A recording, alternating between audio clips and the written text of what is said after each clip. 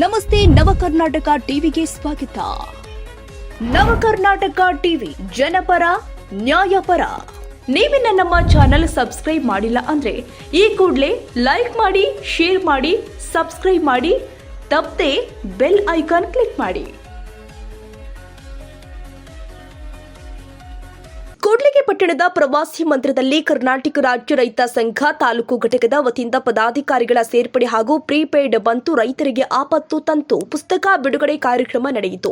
ಸ್ವಾಗತ ಭಾಷಣ ಹಾಗೂ ಪ್ರಾಸ್ತಾವಿಕ ನುಡಿಯನ್ನ ಕೆ ತಿಪ್ಪೇಸ್ವಾಮಿ ಸಲ್ಲಿಸಿದ್ರು. ಕಾರ್ಯಕ್ರಮವನ್ನು ಜಿಎಂ ವೀರಸಂಗಯ್ಯ ಅವರ ನೇತೃತ್ವದಲ್ಲಿ ನಡೆಸಲಾಗಿತ್ತು. ಕಾರ್ಯಕ್ರಮದಲ್ಲಿ ಭಾಗ್ಯ ಜ್ಯೋತಿ ಮತ್ತು ಕುಟೀರ ಜ್ಯೋತಿ ಯೋಜನೆ ಅಡಿಯಲ್ಲಿ 1.7 ಕೋಟಿ ಬಡವರಿಗೆ ಉಚಿತ 58 ಯೂನಿಟ್ ವಿದ್ಯುತ್ ನೀಡಲಾಗ್ತಾ ಇರೋದರ ಕುರಿತು ಗಮನ ಸೆಳೆದಿದ್ದಾರೆ.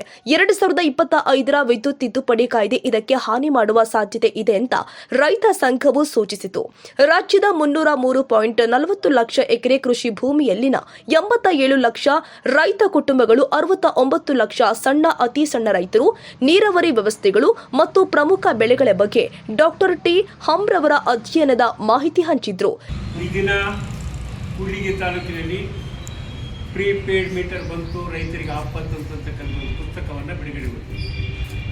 ಇದು ಬಹಳ ಪ್ರಮುಖವಾಗಿ 2025ರ ಕೇಂದ್ರ ಸರ್ಕಾರದ ವಿದ್ಯುತ್ ಕಾಯ್ದೆಯಾಗಿದ್ದು, ಈ ಕಾಯ್ದೆ ಇಡೀ ಭಾರತ ದೇಶದ ಜನಸಾಮಾನ್ಯರ ರೈತರಿಗೆ, ಕೂಲಿಕಾರಿಗೆ ಆಪತ್ತು ತರ್ತಕ್ಕಂಥ ಕಾಯ್ದೆ.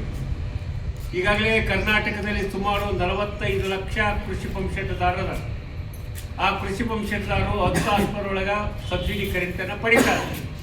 ಈ ಕಾಯ್ದೆ ಜಾರಿಗೆ ಬಂದರೆ ಎಲ್ಲರೂ ಕೂಡ ಪ್ರೀಪೇಯ್ಡ್ ಮೀಟರ್ ಹಾಕಿ ಮೋಟರ್ ಇಡಿಸ್ತಕ್ಕಂಥ ಸಂದರ್ಭ ಬರುತ್ತೆ. ಜೊತೆಗೆ 1,07,00,000 ಜನ ಕರ್ನಾಟಕದಲ್ಲಿ ಭಾಗ್ಯ ಜ್ಯೋತಿ ಕುಟೀರ ಯೋಜನೆಯಲ್ಲಿ ವಿದ್ಯುತ್ತಿನ ಸಬ್ಸಿಡಿಯನ್ನು ಪಡಿತಕ್ಕಂಥ ಸಂದರ್ಭ ಇದೆ. ಆ ಬಡವರಿಗೂ ಕೂಡ ಕತ್ತಲು ಮಾಡ್ತಕ್ಕಂಥ ಈ ಕಾಯ್ದೆಯನ್ನು ಕರ್ನಾಟಕ ರಾಜ್ಯ ರೈತ ಸಂಘ ಸಂಪೂರ್ಣ ವಿರೋಧ ಮಾಡುತ್ತೆ. ಈ ಕಾಯ್ದೆಯಲ್ಲಿ ಏನೇನು ಅಂಶಗಳು ಅಂತಕ್ಕಂಥದ್ದನ್ನು ಬಹಳ ವಿವರವಾಗಿ ಈ ಪುಸ್ತಕದಲ್ಲಿ ಪ್ರಕಟಿಸಲಾಗಿದೆ. ಇದನ್ನು ಪ್ರತಿಯೊಬ್ಬ ಪಂಪ್ಸೆಟ್ದಾರರು ಗ್ರಾಮೀಣ ಪ್ರದೇಶದಲ್ಲಿ ತೆಗೆದು ಓದಬೇಕು. ಜೊತೆಗೆ ಚಳವಳಿಯನ್ನು ಗಟ್ಟಿ ಮಾಡಬೇಕು. ಮುಂದಿನ ದಿನಗಳಲ್ಲಿ ಕೂಡ್ಲಿಗಿಯಲ್ಲಿ ಸಾವಿರಾರು ಸಂಖ್ಯೆಯಲ್ಲಿ ಭೂಮಿ ಮತ್ತು ವಿದ್ಯುತ್ತಿನ ಸಲುವಾಗಿ ದೊಡ್ಡ ಹೋರಾಟವನ್ನು ರೂಪಿಸಲಿಕ್ಕೆ ತೀರ್ಮಾನ ಆಗಿದೆ. ಆ ತೀರ್ಮಾನ ಜಾರಿ ಮಾಡಲಿಕ್ಕೆ ರೈತ ಸಂಘ ಬದ್ಧಾಗಿದೆ. ಅಷ್ಟು ಮಾತ್ರ ಅಲ್ಲ, ಅನೇಕ ಜನ ಹೊಸವರು ಕರ್ನಾಟಕ ರಾಜ್ಯ ರೈತ ಸಂಘ ಸೇರ್ಪಡೆಯೊಂದಿಗೆ ರೈತ ಸಂಘ ಬಲಿಷ್ಠವಾಗಿ ಕೂಡ್ಲಿಗಿಯಲ್ಲಿ ವಿಜಯನಗರ ಜಿಲ್ಲೆಗೆ ಶ್ರೇಷ್ಠವಾದ ಸಂಘಟನೆಗೆ ಬೆಳೀತಕ್ಕಂಥ ಯಾವ ಅನುಮಾನವೂ ಇಲ್ಲ. ಖಂಡಿತ ಮುಂದಿನ ದಿನಗಳಲ್ಲಿ ಬಡವರ ರೈತರ ಪರವಾಗಿ ಹೋರಾಟ ನಡೆಸ್ತಕ್ಕಂಥ ಒಂದು ಮಹಾನ್ ಸಂಘಟನೆಯಾಗಿ ಇಲ್ಲಿ ಎಲ್ಲರ ನೇತೃತ್ವದಲ್ಲಿ, ಅದು ರಮೇಶ್ ಆಗ್ಬೋದು, ತಿಪ್ಪೇಸ್ವಾಮಿ ಆಗ್ಬೋದು, ನಮ್ಮ ಕೃಷ್ಣಪ್ಪ ಆಗ್ಬೋದು, ಆಲೇಶ್ ಆಗ್ಬೋದು, ಅನೇಕ ಜನ, ನಮ್ಮ ಮಹಿಳಾ ಹೋರಾಟಗಾರರಾಗಿರ್ತಕ್ಕಂಥ ಲಕ್ಷ್ಮೀದೇವಮ್ಮ ಆಗಿರ್ಬೋದು, ಒಬ್ಬರ ಇಬ್ಬರ ಇಲ್ಲಿರ್ತಕ್ಕಂಥ ಸಮಗ್ರರು ಎಲ್ಲರೂ ಕೂಡ ಮುಂದೆ ಹೋರಾಟ ನಡೆಸಲಿಕ್ಕೆ ಬದ್ಧರಿದ್ದಾರೆ. ಈ ಹೋರಾಟವನ್ನು ಮುಂದುವರಿಲಿಕ್ಕೆ ಬೇಕಾದಂಥ ಕೆಲಸವನ್ನು ಮಾಡ್ತೀವಿ.